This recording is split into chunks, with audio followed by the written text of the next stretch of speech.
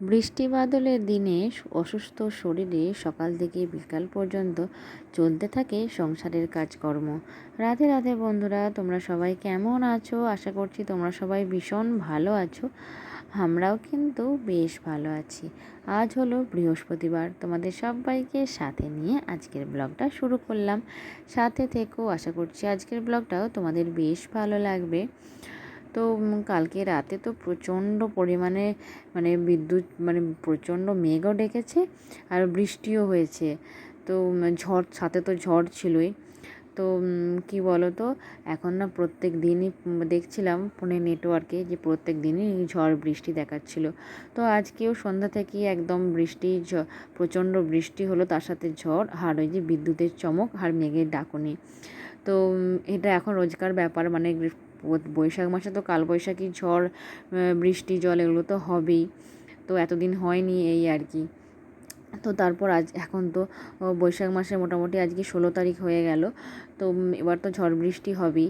তো যাই হোক, সকালবেলায় উঠে খামার বাড়িতে গিয়ে কী বলতো, ঝড় বৃষ্টি হলে মনে হয় একদম বাইরেটা দেখে আসি। তো দেখতে গিয়েছিলাম, তো তখনই তোমাদের সাথে ওই যে খামার বাড়ির যে গাছে ফুলগুলো, তো সেগুলো তোমাদের সাথে শেয়ার করলাম। এবং তারপর ফুলগুলো দেখতে দেখতে হঠাৎ চোখে পড়লো গাছের ওই পাকা পেঁপেটার দিকে। তো ওটা অনেক দিন ধরেই হয়েছে। আর কি বলতো, গাছ পাকা যে কোনো জিনিস খেতে কিন্তু দারুণ হয়। তারপর ঠাকুরের সেবার জন্য আর কি পাকা পেঁপেটা তুলে নিয়ে চলে এলাম। তো এসে তারপর ঝাঁটপাট দিয়ে মোছামুছি সেরে তারপর এই যে মোছামুছি এখনও সবটা হয়নি, তো শুধু আমার রুমটাই আর কি মুছেছি। তারপর এদিকে বাদবাকিগুলো মুছবো, তার আগে যেগুলো এখানে জলের কাজ, বাড়তি মোছামুছি, সেগুলো সব করে নিই। তারপর আবার ডাইনিংয়ের মেঝেটা মুছবো। তো বেসিনে সকালবেলায় ব্রেকফাস্টে যে তোমাদের দাদা ভাই, মেয়ে, ওরা কিছু খেয়েছিল। তো জিরে জলটা ভিজিয়ে রেখেছিলাম, জিরে জল, ড্রাই ফ্রুটস, কিছু মুড়ি, সেগুলো খেয়েছিল। তো সেই বাসনগুলো ধুয়ে নিলাম। আর তারপর আর কি বেসিনটা ভালো করে পরিষ্কার করে মেজে এখন টেবিলটা মুছছি। আর তোমাদের দাদা ভাই কিছু মুড়ি খেয়েছে, কিছু আবার রেখেও দিয়েছে। তো সেগুলো আমি আর কি নিয়ে নেব। সকাল থেকে উঠে কাজকর্মই হচ্ছে, এখনও পর্যন্ত ব্রেকফাস্ট করিনি। তো কাজকর্ম খানিকটা সেরে তারপর করব। তার কারণ হচ্ছে, ছেলে যদি ঘুম থেকে উঠে পড়ে, ছেলেকে নিয়ে নিয়ে খাওয়া যায়, কিন্তু ছেলেকে নিয়ে নিয়ে তো এই কাজগুলো হয় না। তো যেমন ঝাঁট দেওয়া, মোছা, এগুলো তো মোটেই হয় না, কেননা ওই ঝাঁটা যদি আমার ছেলে দেখে, এক্ষুনি আবার ঝাঁট দেওয়ার বায়না করবে। তো আমার হাত থেকে বলতে পারো কেড়িয়ে নেবে। তো সেই জন্য ও ঘুমোনো অবস্থায় এগুলো করতে হয়, না হলে কাউকে দিয়ে তারপর করতে পাই। ছেলেকে নিয়ে নিয়ে এই দুটো কাজ অন্তত হয় না। তো তারপর দেখো, আমি ওই যে মোছামুছি, ওই টেবিলটা মুছে নিলাম। আর এরপর মেয়ে টিউশনি স্যারও পড়াতে চলে এসেছিলো। আর হেডিকটার যে বাইরের দিকে যে পর্দাটা ছিল না, তো সেটা কি বলো তো, সন্ধ্যার দিকে যখন প্রচণ্ড ঝড় দিচ্ছিলো এবং বৃষ্টি হচ্ছিলো, তো দুধারে পর্দা টেনে বেঁধে দিয়েছিলাম। আর সকালবেলায় সেই পর্দাগুলো গুটিয়ে আর সুন্দর করে বেঁধে দিলাম। তো এদিকেরটা খোলাই আছে, এখনও পর্যন্ত বাঁধিনি। আর এদিকটা বেঁধে দিলাম। কি বলতো, আজকেও তো মনে হচ্ছে সন্ধ্যাবেলায় যে ঝড় বৃষ্টি হলো, আজকেও দিয়েছিলাম আবার পর্দাটা। তো যাই হোক, আর মেয়ের জন্য ছাতুর শরবত বানাবো। তো হ্যাঁ, মেয়ে এখন ঠান্ডার ওয়েদারে না সকালবেলায় একদম উঠতে চাইছে না। তো আসতে ওই মর্নিং ওয়াক থেকে আসতে অনেকটাই লেট করে ফেলছে। তো সেই জন্য তাড়াতাড়ি করে অল্প কিছু খেয়েই পড়তে বসে পড়ে। তো সেই জন্য ওকে একবার মাঝে এই ছাতুর শরবত বানিয়ে দিই। তো ছাতুর কৌটোটায় ভর্তি করে একটা প্যাকেট কেটে আর ভর্তি করে রাখলাম। আর তারপর আর কি গ্লাসের মধ্যে হালকা নুন দিয়ে আর 2 চামচ ছাতু দিয়ে গুলে নিয়ে, ভালো করে জল দিয়ে গুলে নিয়ে তারপর আর কি মেয়েকে দিয়ে আসবো। তো কী বলো তো, ওই ছাতুর শরবতটা না অনেকক্ষণ পেট ভরে থাকে এবং কিন্তু খেতেও বেশ ভালোই লাগে। আর আমার মেয়ে না সকালবেলায় বেশিরভাগ দিনই ছাতুর শরবতটা খায়। তো তারপর আমি ওই যে আমার ব্রেকফাস্ট করে নিলাম। তো ওই ড্রাই ফ্রুটস, সকালবেলা ড্রাই ফ্রুটস আর 2 গ্লাস জল খেয়ে কিছুটা কাজকর্ম করি, ওগুলো তো কাজ করতে করতেই হয়ে যায়। আর তারপর এই যে একটু শুকনো মুড়ি, ওই ছোলা ভিজে কি মুগ কলাই ভিজে থাকে, সেগুলো দিয়ে একটু মুড়ি খেয়ে তারপর আবার সেই সংসারের কাজকর্ম শুরু হয়ে যায়। তো তোমাদের তো আমার টাইটেল দেখে বুঝতেই পেরেছো যে বলছিলাম যে আমার অসুস্থ শরীরটা খুব খারাপ। বলতে কী বলতো, শরীর যা ঠিক থাকলেও কালকে রাত থেকে না ওই ডান পাটা খুব ব্যথা করছিল। একদমই সকালের দিকে তো মোটেই চলতে পারছিলাম না, খুব অসুবিধা হচ্ছিল। তো ঘুম থেকে উঠে ভেবেছিলাম যে ঠিক হয়ে যাবে।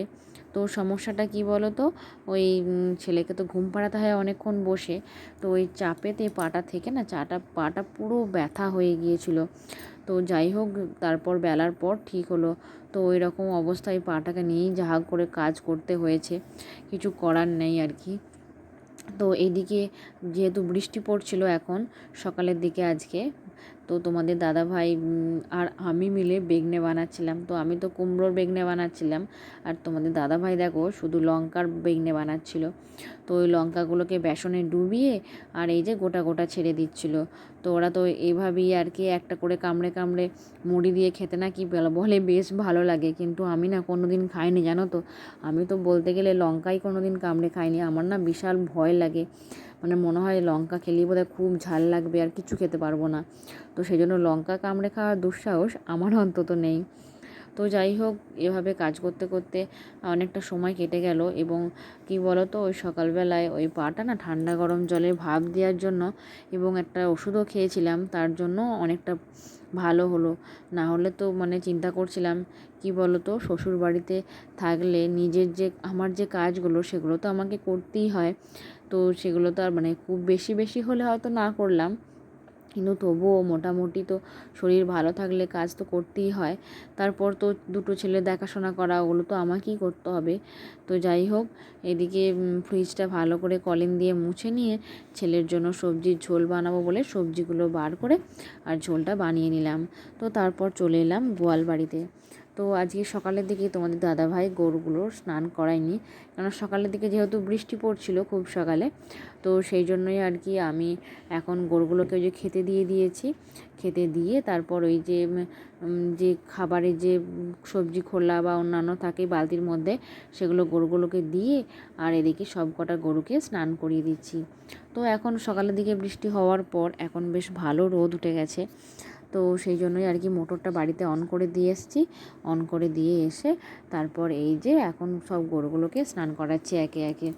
আর কি বলো তো, এই গরমের দিনে ওদেরকে না স্নান করালে না গরুগুলো গরমে খুব হাঁপায়, খুব কষ্ট পায়। তো সেই জন্য তোমাদের দাদাভাই সকালের দিকে ধুয়ে দিয়ে যায় গাগুলো, আর বিকালের দিকে একবার দুবার করে ধোয়ানো হয় খুব গরম রোদে আর কি। আর এদিকে আজকে ঠান্ডা ঠান্ডা ওয়েদারটা আছে বলে আমি একবারই ধোয়াইছি। তো যাই হোক, এই আমাদের যে লাল রঙের গরুটা দেখতে পাচ্ছ, এই গরুটার না এই 2-4 দিনের মধ্যেই না একটা ছোট্ট পাড়া বাছুর হবে।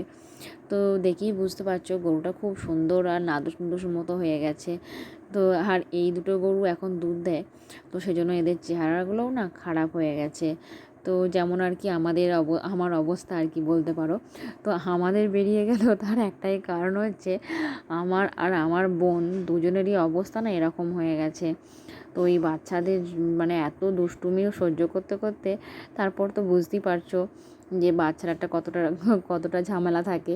তো চেহারাগুলো না একদম পুরো খারাপ হয়ে গেছে আমাদের। তো যাই হোক, কালকে সন্ধ্যাবেলায় তোমাদের দাদাভাই রেনকোটটা পরে গিয়েছিল, সকাল থেকে ওই রোদে একবার দিয়ে দিয়েছিলাম। তো রোদে দেওয়ার পর কি বলো তো, ওই যে গুছিয়ে রেখে দিচ্ছি। তো মেয়ে স্কুল গেলেও নিয়ে যায় রেনকোট। আর এদিকে তোমাদের দাদাভাইয়ের জন্য এই রেনকোটটা আমি নিয়েছিলাম। তো বছর 2 হয়ে গেল, তোমাদের দাদাভাই এবছরই প্রথম রেনকোটটা পরে গেল। তো কি বলো তো, এইসব জিনিস তো বৃষ্টি বাদলের দিনে খুবই কার্যকরী। তো একবার পরে নিলে আর চিন্তা নাই, কারণ এখন যা ঝড় হচ্ছে, এই ঝড়ের সময় ছাতা তো কাজেই লাগবে না। আর কালকে সন্ধ্যাবেলা তোমাদের দাদাভাই যখন বাজার যায়, তো তখন এটা পড়ে গিয়েছিল। তো যাই হোক, সুন্দর করে ছোট্ট ছোট্ট করে ভাঁজ করে আর প্যাকেটের মধ্যে ভরে দিলাম। তো তারপর স্নান টান সেরে নিয়েছি, সেরে ছাদে চলে এসেছি। আর ছাদে দেখো বেশ জোরে হাওয়াও দিচ্ছে, আর এদিকে ভালো রোদ উঠেছে, কিন্তু হাওয়া দেওয়ার জন্য না জামা কাপড়গুলো সব পড়ে যাচ্ছে। তো কিছু জামা কাপড় ক্লিপ দিয়ে লাগানো হয়েছে, কিন্তু কিছু জামা কাপড় এখনও বাকি আছে। তো সেগুলো না একটা একটা পড়ে যাচ্ছে। তো এদিকে দেখো, ওই স্নান করার পর তারপর কি বলো তো, ওই আমার ছেলের তো ওই কালকে সন্ধ্যাবেলায় এই বৃষ্টি হলেই না ঘন ঘন হিসি করে। তো সেই জন্য অনেক কটা প্যানও হয়ে গিয়েছিল। আর ছোট্ট ছোট্ট জিনিসগুলো কি বলো তো, ক্লিপ দিয়ে না মিললে ওই একদম শুকাবে না। তো দেখতেই পাচ্ছো কেমন ছাদে ঝড় বইছে। তো হাওয়ার মধ্যে জামা কাপড়গুলো যাই হোক শুকিয়ে গেলেও কি বলো তো জড়ো হয়ে যাচ্ছে। তো সেজন্য না মানে কি শুকাতে অসুবিধাও হচ্ছে। তো যাই হোক, একটা একটা করে সব মিলে দিলাম এবং কাপড়টা ওদিকে ঝুলিয়ে দিলাম, কেননা কি বলো তো ওই এখন তাড়াতাড়ি না শুকিয়ে যাবে। তো আকাশে তো মেঘ ভেসে বেড়াচ্ছে, আবার জানি না বৃষ্টি হবে নাকি। তো এদিকে ছাদ থেকে নেমে এসে তুলসী তলায় জল দিয়ে দিলাম, তারপর খাওয়া দাওয়া সেরে আবার বিকালে ব্লগটা স্টার্ট করেছি। তো বিকালবেলায় নিজে একটু ফ্রেশ হয়ে নিয়ে বিছানাটা গুছিয়ে তারপর এই যে আলমারিটা সুন্দর করে কলিন দিয়ে মুছে নিচ্ছি। কি বলো তো, নিজে যেমন পরিপাটি পরিষ্কার পরিচ্ছন্ন থাকি, সেরকম নিজের বাড়িঘরও পরিষ্কার পরিচ্ছন্ন এবং পরিপাটি রাখার চেষ্টা করি। তো এদিকে দেখো কাঁচগুলো আগে মুছে নিলাম, কেননা কাঁচগুলো কি বলো তো মানে যদি ওই অন্য আলমারির অন্য অংশটা মুছতে যাই, ওই যে মোছার যে কাপড়টা সেটা না ধুলো হয়ে যাবে। তো সেজন্য কলিন দিয়ে আগে কাঁচগুলো মুছে তারপর গোটা আলমারিটা মুছবো। তো এখানটা তো কি বলো তো ওই ধুলো যেমন তেমন, আমার মেয়ে ঠিক পাউডার মাখে এখানটায়, ঠিক পাউডারগুলো উড়ে এসে না এখানটা সাদা মতো হয়ে বসে যায়, দেখতে খুব বাজে লাগে। তো আমার মেয়ে আবার পাউডার না মাখলে মানে সব সময় ওই দুপুরে আর রাতে পাউডার না মাখলে ওর আবার ঘুম আসে না, ওর এটা আবার অভ্যাস। কিন্তু আমি বারে বারে মানা করি যে পাউডার মাখলে না ওই ঘামের লোমকূপগুলো বুজে যায়, কিন্তু কে শোনে কার কথা। ও ঠিক ওই ওর অভ্যাস মতো পাউডার মেখে তারপর শোবে। তো যাই হোক, এদিকটা পর্যন্ত সব মুছে দিলাম। তো এখানটা মুছতে মুছতে তোমাদেরকে আগের ব্লগের দিদিভাইদের কমেন্টগুলো তোমাদের সাথে শেয়ার করে নিই। তো আগের ব্লগে রিয়া অধিকারী কমেন্ট করেছে, আজকের ভিডিওয়ে তোমার ভয়েসটা আমার খুব ভালো লাগলো। আর ঝুমা অধিকারীও কমেন্ট করেছে। তো তোমাদের মানে এত ভালোবেসে আমার ভিডিও দেখার জন্য এবং আমার ভয়েসটা ভালো লাগার জন্য আমার তো মানে তোমাদেরকে অসংখ্য অসংখ্য ধন্যবাদ আমার তরফ থেকে। এখানটা সুন্দর করে গুছিয়ে বাগিয়ে নিলাম। তো আপাতত আজকের ব্লগটা এখানেই শেষ করছি, আবার দেখা হবে নেক্সট ব্লগে। রাধে রাধে।